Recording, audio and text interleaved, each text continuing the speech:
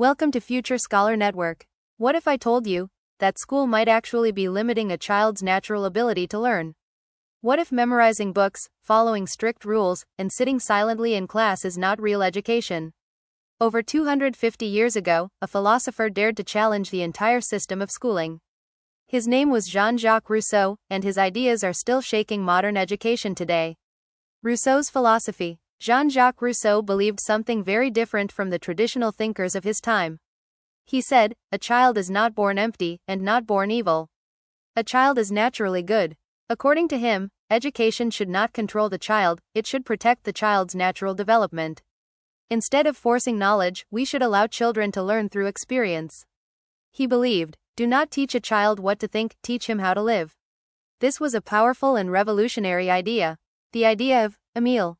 In his famous book, Emile, or On Education, Rousseau did something unique. He didn't just write theory, he told a story. The story of a boy named Emile. Emile is not raised in a traditional school. There are no classrooms, no strict teachers, no heavy books. Instead, he learns from nature. He learns by doing. He learns by experiencing the world around him. If Emile wants to learn about fire, he feels its heat. If he wants to understand distance, he walks it. Learning is not forced. It happens naturally. Why it was radical? At that time, education was very strict. Students had to memorize. They had to obey. They had to sit quietly and follow orders. But Jean-Jacques Rousseau rejected all of this. He challenged rote learning, harsh discipline, teacher-centered classrooms. He said education should be based on freedom, curiosity, and exploration. Think about it. Even today, in many classrooms, students are still memorizing without understanding. So the question is, was Rousseau really wrong? Or was he ahead of his time? Connection to modern education. Today, many modern education systems are slowly moving toward Rousseau's ideas. For example, student-centered learning, activity-based teaching, learning by doing. Philosophers like John Dewey believed that education must come from experience. Educators like Maria Montessori focused on child-centered classrooms.